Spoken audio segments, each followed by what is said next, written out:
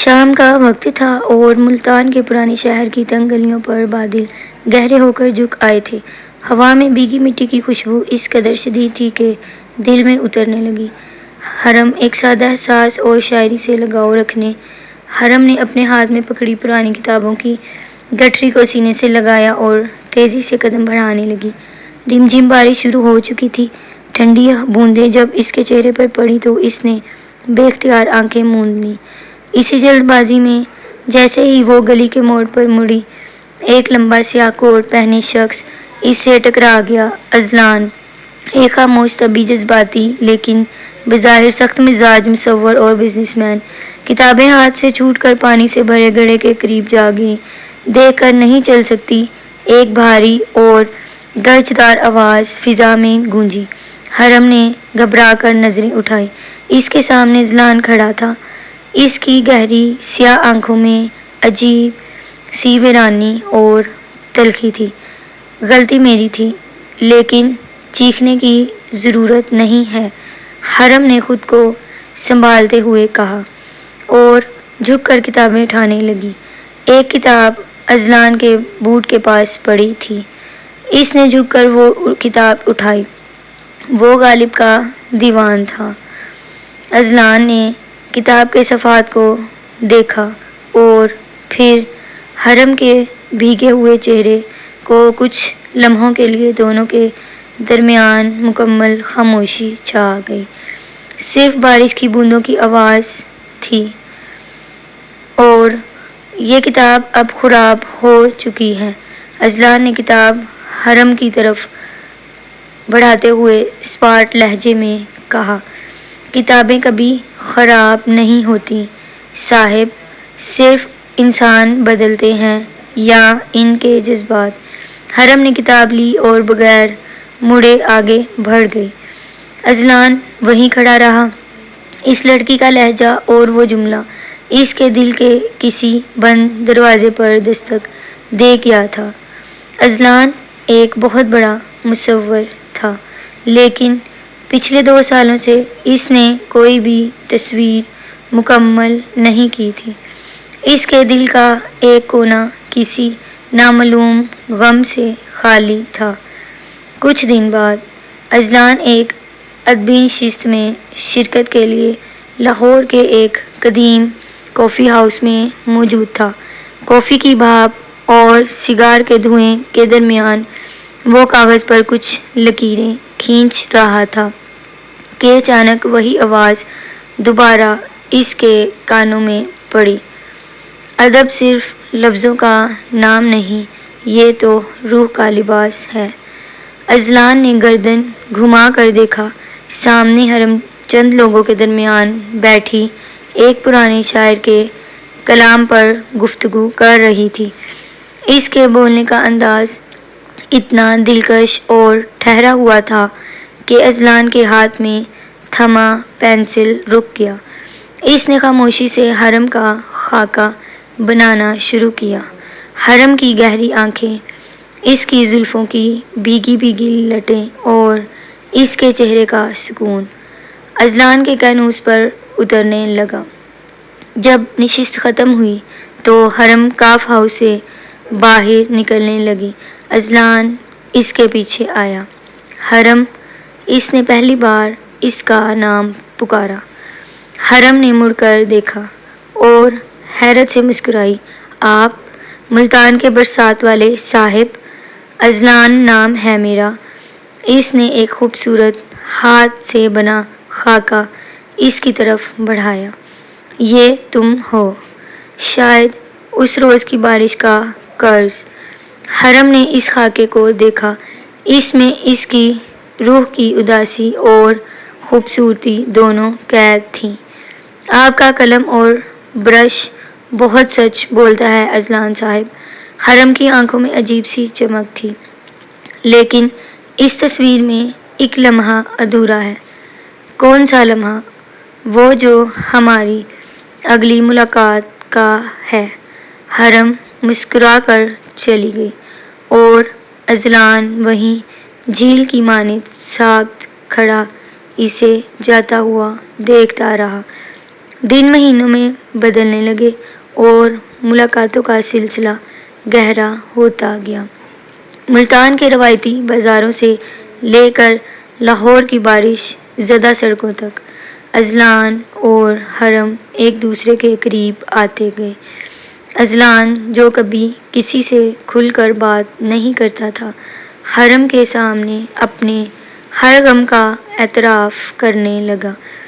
اس نے بتایا کہ کس طرح اس کی ماں کے جانے کے بعد اس نے لوگوں پر بھروسہ کرنا چھوڑ دیا تھا اور کیسے اس کی زندگی بے زنگ ہو چکی تھی۔ حرم نے اس کا ہاتھ تھاما اور کہا، اذلان، محبت وہ روشنی ہے جو انسان کو اندھیروں سے نہیں، اس کے اپنے خوف سے آزاد کرتی ہے۔ اگر تمہاری زندگی بے رنگ ہے تو مجھے اپنا رنگ گھولنے دو۔ اذلان نے اس کے ہاتھوں پر اپنے لب رکھے۔ تم میری زندگی کی وہ نظم ہو حرم، جسے میں بار بار پڑھنا چاہتا ہوں، جو کبھی پرانی نہیں ہوتی۔ یہ محبت کا وہ حسین موڑ تھا جہاں دونوں کی روحیں ایک دوسرے میں ڈھل چکی تھی، لیکن قسمت کے اسکرپٹ میں ابھی ایک کٹھن امتحان باقی تھا۔ اذلان کے خاندانی مسائل اور اس کے باپ کی دی ہوئی ذمہ داریوں نے اسے مجبور کر دیا۔ اسے بزنس کے سلسلے میں اور اپنے خاندان کی عزت بچانے کے لیے بیرون ملک جانا پڑا۔ جس رات اسے جانا تھا، بہت تیز طوفانی بارش ہو رہی تھی۔ وہ حرم سے ملنے اس کی حویلی کے قدموں میں آیا۔ مجھے جانا ہوگا حرم، لیکن میں واپس آؤں گا۔ اذلان کی آواز کانپ رہی تھی۔ حرم کی آنکھوں سے آنسو بہہ کر بارش کے پانی میں مل رہے تھے۔ تم چلے جاؤ گے، لیکن اپنا آپ میرے پاس چھوڑ جاؤ گے۔ وعدہ کرو تم مجھے بھول نہیں جاؤ گے۔ اذلان نے اسے اپنے سینے سے لگا لیا۔ طوفان اور بارش کی گرج میں دو دل ایک ساتھ دھڑک رہے تھے۔ جس دن میں تمہیں بھول جاؤں حرم، اس دن سمجھنا کہ اذلان کا وجود اس دنیا میں نہیں رہا۔ اور وہ چلا گیا۔ دن، ہفتے اور مہینے گزرتے گئے۔ حرم ہر شام اسی گلی کے موڑ پر کھڑی رہتی جہاں اس نے اذلان کو پہلی بار دیکھا تھا۔ نہ کوئی خط، نہ کوئی فون، صرف خاموشی اور انتظار کا کرب۔ حرم کا جسم ڈھلنے لگا، اس کی آنکھوں کا نور مدھم ہونے لگا، لیکن اس کے دل میں اذلان کی محبت کا دیپ جلتا رہا۔ اس نے اپنی ڈائری میں لکھا، تیرا انتظار بھی کتنا خوبصورت ہے اذلان، تو آئے نہ آئے تیری یاد کبھی تنہا نہیں چھوڑتی۔ 2 سال گزر گئے۔ ایک دن لاہور کی ایک بڑی آرٹ گیلری میں ایک عظیم الشان نمائش کا انعقاد کیا گیا۔ دنیا بھر کے تمام بڑے فنکار وہاں موجود تھے۔ اس نمائش کا مرکزی موضوع تھا روح کی تلاش۔ حرم، جو اب بیمار اور کمزور ہو چکی تھی، اپنے دوست کے کہنے پر اس نمائش میں گئی۔ وہ آہستہ قدموں سے تصویروں کو دیکھ رہی تھی۔ اچانک گیلری کے سب سے بڑے ہال کے وسط میں رک گئی۔ سامنے ایک بہت بڑی شاہکار تصویر لگی ہوئی تھی۔ وہ تصویر حرم کی تھی۔ وہ وہی برسات کی شام تھی جب وہ پہلی بار ملی تھی، لیکن تصویر میں اس کے ہاتھ میں ایک دیا تھا جس کی روشنی پورے کینوس کو منور کر رہی تھی۔ تصویر کے نیچے لکھا تھا، تیرے لمس کی آنچ، حرم کے لیے جو میری روح کی مالک ہے۔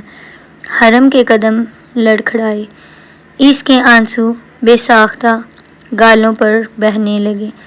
میں نے کہا تھا نا کہ تصویر کا وہ لمحہ مکمل ہوگا۔ ایک واقف اور مدر آواز اس کے پیچھے سے آئی۔ حرم نے مڑ کر دیکھا۔ سامنے اذلان کھڑا تھا۔ وہ تھکا ہوا، لیکن اس کی آنکھوں میں وہی پرانی گہری اور سچی محبت تھی جو کبھی کم نہیں ہوئی تھی۔ تم واپس آ گئے۔ حرم کی آواز روایت زدہ تھی۔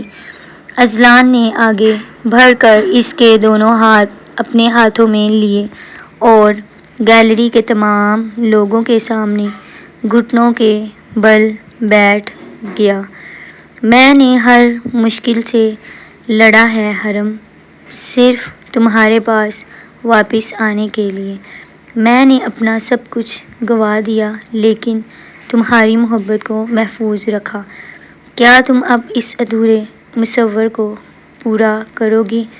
حرم نے روتے ہوئے اسے گلے سے لگا لیا۔ پورے ہال میں تالیوں کی گونج تھی لیکن ان دونوں کے لیے دنیا تھم چکی تھی۔